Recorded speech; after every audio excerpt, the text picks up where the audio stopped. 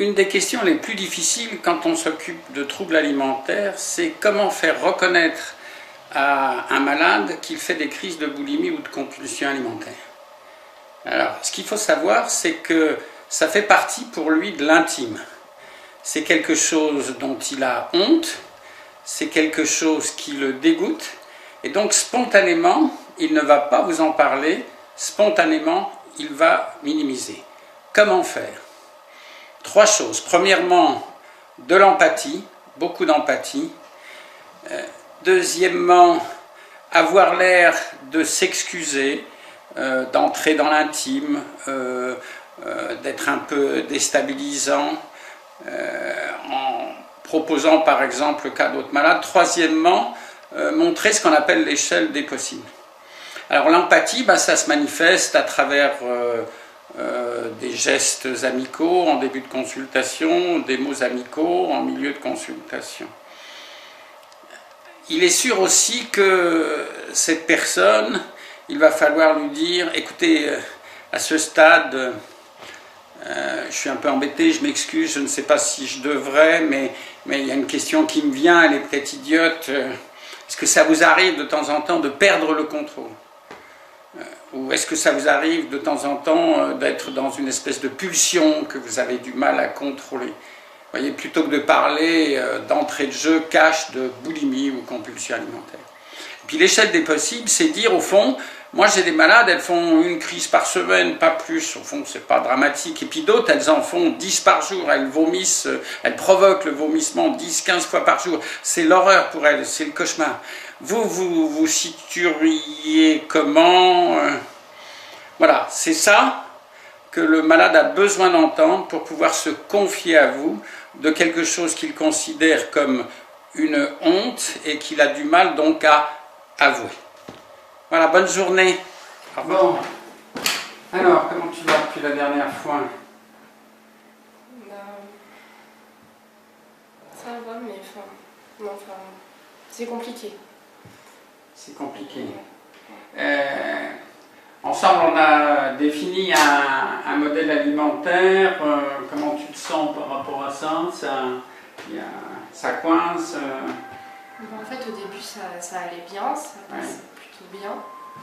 Et puis, en fait, progressivement, j'ai commencé à mettre des aliments un peu plus plaisir à la place de...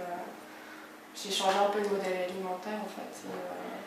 D'accord. Et c'est parti en vrille. Et enfin, je sais que c'est toujours une question un peu difficile, enfin difficile pour toi, mais est-ce que tu as démaigri un peu ? Est-ce que... Non, ça oui. Ah oui, ça oui. Oui, non, mais voilà, je fais n'importe quoi, j'ai pris du poids, c'est un peu tout et n'importe quoi en ce moment, en fait. Ça... Au fond, tu n'es pas très contente de l'évolution et puis de mon régime là. On a peut-être il faut peut-être qu'on travaille là-dessus. J'ai peut-être raté, non ? Dis-moi. Au début, ça allait bien, puis moi j'ai lâché. En fait, j'avais envie de certaines choses et j'ai pas su. J'arrive pas à m'arrêter. Et puis après, du coup, je ne refais plus le modèle alimentaire, je reviens comme avant. D'accord, oui. C'est-à-dire, c'est un peu comme si avant que j'intervienne dans ta vie, tu avais le contrôle. Et puis là, je t'ai dit, lâche le contrôle, et du coup, tu n'arrives pas à te raccrocher à... Ouais, j'arrive plus à maîtriser, à contrôler. C'est comme si c'était plus fort que moi. Je peux pas m'arrêter. Ah, c'est peut-être une question idiote, parce que... voilà, moi je te parle de... C'est vrai qu'il y a... J'ai beaucoup de malades qui ont des soucis par rapport au modèle alimentaire. Les docteurs les poussent à prendre du poids. Nous, tu te rappelles, on dit plutôt démaigrir, mais voilà, donc du coup elles lâchent le contrôle et puis elles sont parfois prises dans des pulsions alimentaires. Alors je sais que c'est pas facile d'en parler. Moi-même, tu vois, je suis pas à l'aise. Ça t'arrive de temps en temps de craquer et de te jeter sur de la bouffe ou ça t'arrive un peu, beaucoup, passionnément, pas du tout Au début qu'un peu, et puis plus ça va, plus... Ah oui. Et ça, c'est un peu de ma faute. Non, mais c'est moi,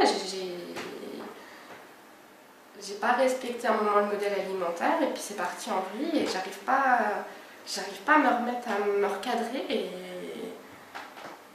et puis bah, le poids monte. Alors cadrer, est-ce que ça se passe dans le cadre, c'est-à-dire qu'en gros c'est les repas qui partent en crise, ou est-ce que ça n'a rien à voir avec les repas, c'est-à-dire que ça se passe tout à fait en dehors des repas? Bon. Si tu peux répondre. Hein. En fait, c'est surtout en fin de journée, j'ai faim quand je rentre, souvent parce que bah, j'ai pas fait la collation que vous m'avez dit de faire, parce que du coup bah, je veux perdre un peu de poids que j'ai pris. Et puis du coup, bah, j'essaie de manger je mange quelque chose vers 18h, puis ça part en vrille, j'arrive plus à m'arrêter, et souvent, bah, souvent c'est un carré de chocolat. Quand tu dis souvent, est-ce qu'on peut dire qu'il y a une crise par semaine, 10 crises par jour? Non, même pas. Non, pas 10 crises par jour. En ce moment, c'est plutôt 3-4. 3-4 crises par jour quand même? Par semaine. Non, ah non, par semaine. D'accord. Ouais. Et pour toi, c'est insupportable ou finalement c'est acceptable? Ah bah c'est pas supportable parce que pas supportable. Après je sais plus, j'ai pas envie de faire mon repas du soir, après je me dis mais le lendemain il faut que je me restreigne parce que je vais prendre du poids et du coup plus je me restreins, plus j'ai envie de manger des choses sucrées et plus... Non, c'est...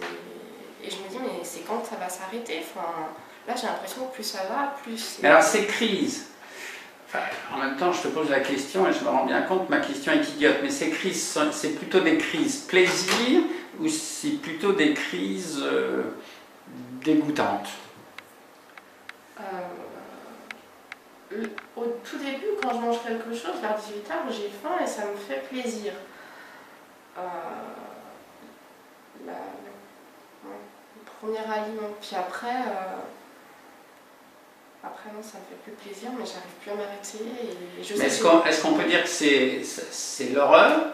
Ah bah à la fin, c'est carrément l'horreur. Je mange ce qui reste et tant pis si j'aime pas ça ou c'est... Ouais, j'ai envie de dire. Ouais, après, peu importe, je choisis plus, enfin, tout qui passe, quoi.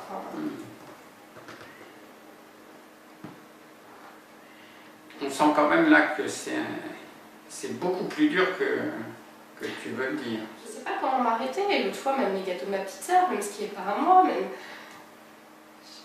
J'arrive pas à m'arrêter. C'est pas moi, c'est pas moi.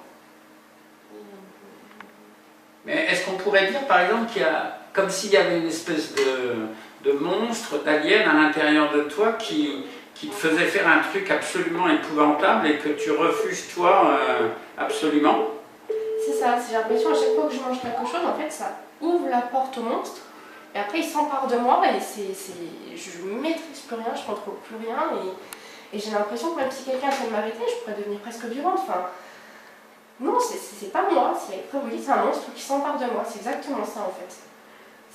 Alors, c'est peut-être une question très indiscrète, donc je te rappelle, ici tu n'es jamais obligé de répondre à mes questions, mais est-ce que ça t'amène de temps en temps à être en véritable dégoût envers toi-même?